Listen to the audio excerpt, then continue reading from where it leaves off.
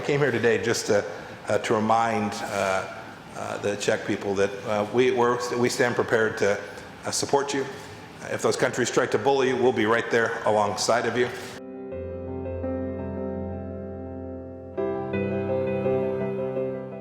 Takže v tomhle směru určitě není nějaký problém. My jsme svrchovaná země a já nevnímám tady nějakou zásadní hrozbu. Samozřejmě jsme obezřetní.